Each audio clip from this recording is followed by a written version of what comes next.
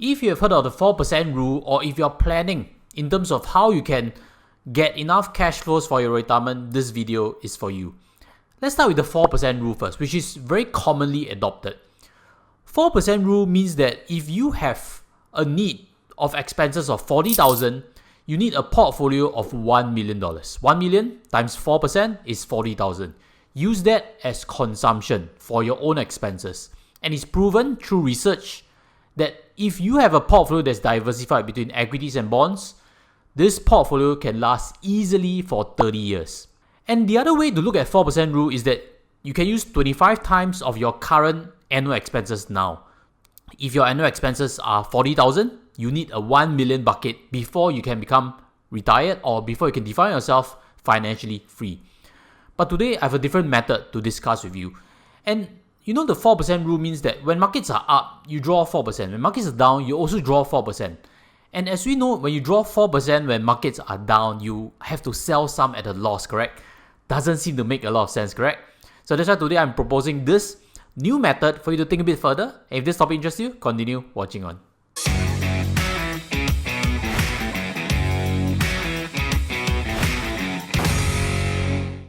Hi guys, welcome back. I guess you are keen to find out a bit better for retirement, or you're really planning for your retirement right now. This is a research done by Vanguard, and they term it dynamic spending rule. I'll add a bit of my own interpretation as well as my own experience managing clients' expectations to give you a better sensing of what you need to look out for. And before I get there, help me smash the like button so we can reach a bigger audience together. Let's go with this chart. You will see that there are three typical methods. On the far left is dollar plus inflation rule, which means you take a fixed amount or fixed percentage from your portfolio, just like the 4% rule. You take out 4% from your total portfolio. On the far right is a percentage of portfolio rule, which means that if the portfolio is positive, has gains, you take everything out. If the portfolio has losses, then maybe you hold back. And in the middle, they term it the dynamic spending rule, which means even if portfolios do well, you take 5%. And even in bad times, you still take 1.5%. You still decline that portfolio simply because you need that portfolio to help you for retirement, your expenses. So let's start with the dollar plus inflation rule on the far left. You see that they give a very simple explanation to things. In terms of market performance, it ignores it, which means up or down, you take 4%. Die, take 4%. And in terms of your spending needs, it's stable because you are declining it by 40,000, correct? If you have a $1 million plot. We stick with that assumption. You adjust it based on your current investment needs as well as your expenses demands. And what we can see is in terms of portfolio viability, it's a bit unpredictable. I guess that is unpredictable after 30 years because research has shown that a portfolio as equities and bonds can easily last that period because equities on the long term have shown gains. Now let's move to the far right, which is the percentage of portfolio rule. This, on the other hand, in terms of market performance, it's highly responsive. Again, when markets are up, there's gains, you cash it out. When markets are down, you stop. And in terms of using these gains to feed your expenses, it is very variable. It fluctuates a lot, correct? Because you don't know when markets go up and you don't know when markets go down. But your expenses, some of which are fixed. In terms of portfolio viability at the bottom, you see that the portfolio cannot be depleted. Of course, if this portfolio you're only taking out gains, the capital is always preserved. But again, this is assuming that a portfolio is fully diversified.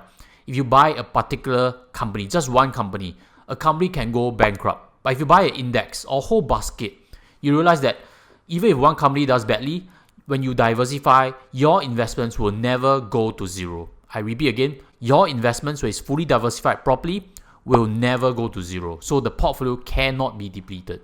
Now let's examine this a bit closer.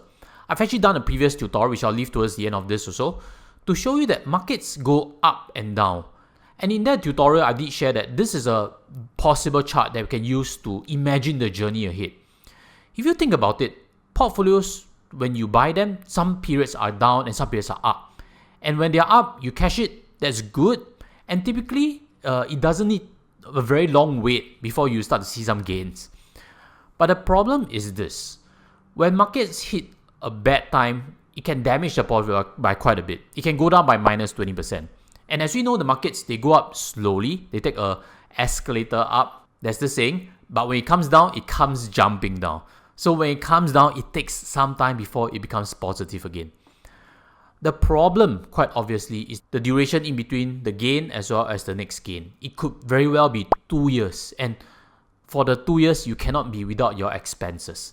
So there's a problem in terms of not having certainty in when you can cash out. That is why if we reflect back on this chart, having this as your full retirement is a bit risky. You have fixed expenses, which I'll cover in a while. So your next counter question might be, maybe we consume only the dividends. Why consume the capital? Anytime these companies pay dividends, you cash it out, which means you're not selling the stock. That is partially correct. STI, it pays about 3% at current moment. This 3% is mainly fueled by REITs as well as banks who are paying 4 to 6%. And on the other side of the spectrum, you have developers, property developers, and telcos which have cut their dividends. So as a whole, STI pays about 3%. If you buy US equities, there's tax on the dividend, and as of this current moment, the dividend yield is only about 2%. If you have safe bonds in your portfolio, you diversify with equities and bonds, you realize that safe investment grade bonds only pay 1 to 2%. That is why this chart explains a big problem. Because if you rely fully on dividend, as of now, or rather ever since 2008, dividends from stocks and coupons from bonds are unable to match a 4% rule. Because the amount you can derive is either in this dark blue, which is a 100% bond portfolio, or a light blue, which is a hybrid portfolio, both of which are unable to provide 4% in terms of yield. A counter proposal could be this. If it only pays, as what we can see on the chart, 2.5%, then you need 40,000 in terms of annual expenses. Quite reasonable, 3,000 per month. Doesn't that mean that you need a portfolio of 1.6 million? You consume 2.5%, that means 40,000. That is true, that can solve the equation. But if you only have a $1 million bucket, then you have a slight problem with it. Or on the other hand, if you have 500,000 for your retirement and you need 40,000 for expenses, there is still a glaring gap. And that's why on the markets you see ideas like this. This is by Moneyowl.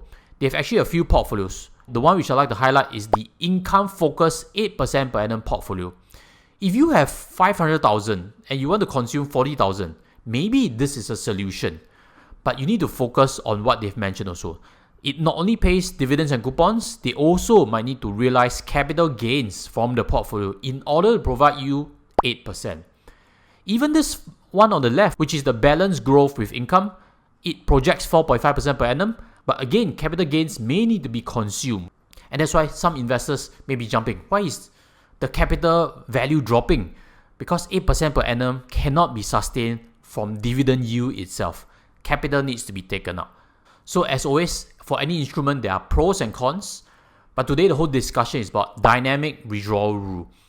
And before we get there, there's actually a different way to look at things also, which I'd like to cover now. If you have CPF LIFE or pension scheme, and you have annuity plans, does that mean that if those fit your fixed expenses, then maybe a dividend portfolio that gives you 3% or 2.5% is sufficient already? That is possible. That's why I've done this previous tutorial before. Is it crazy to put all your retirement pot into equities or not? Because equities provide dividends, and using STI again, it provides 3% per annum. And this 3% technically should be inflation proof because companies like DBS is able to grow their dividends. But everything revolves around this question. Do you know your own current expenses or not? And let me share with you how you can break it down. Firstly, fixed expenses. Look at potential medical costs, look at potential insurance costs, because these are definitely needed, especially in the older age, whereby your health is not as good. The second is basic dining and basic grocery spending. Everybody needs food. That covers that. The third is actually fixed bills, like telcos, water bill, power bill. These are daily necessities that you need. And I've left out mortgage, car loan, investment loan. These hopefully you have cleared away when you have planned for your own retirement. And if you have an investment property with loan, that's actually okay, because technically if your property is bringing you rental income that can cover away the mortgage, then good, you're still net cash flow positive or net cash flow level. On the other hand, you also have variable expenses, transport expenses such as car, such as taxi. I understand that depending on health in old age, some of these might still be fixed costs. There's also higher dining and grocery expenses. Some of the luxuries that we like, wine, alcohol, these are variable. You can remove them, but if you can in retirement enjoy them, that's a big benefit. But when we think about dynamic retirement, which means at certain periods where markets are not doing well, you might want to hold back a bit on all these expenses. There's also entertainment and travel, quite self-explanatory. Everybody would like to travel a bit more during retirement, including myself and probably including you. And last but not least, donations. I've seen before higher net worth clients, they are very open to donations, and that's something that I believe in also, and I've done for myself. I've left out income tax. And in OH, it's not true that you do not have income. For example, you have investment property, there's property rental income that you need to put into your income tax. There's also SRS that's paying you back. That is deemed income. And last but not least, if you can work certain part-time job, there's also workfare bonus. The government is encouraging elderly to work. So do always have some level of casual work. That small amount will still feed back to your income tax. Now coming to here, I have an analyst finding to share with you. It reads that the more a retiree is able to reduce spending when markets are performing poorly, the higher the success rate of preserving this portfolio using the dynamic withdrawal rule method.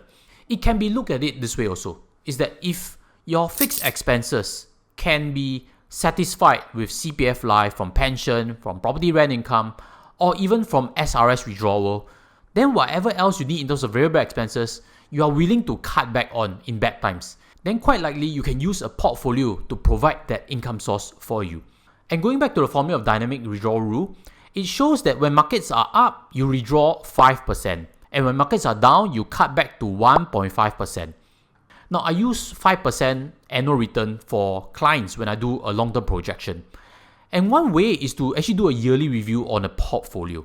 And when there's a gain, say 8% gain, you withdraw only 5%. Conversely, if there's a loss to a portfolio, you only withdraw 1.5%.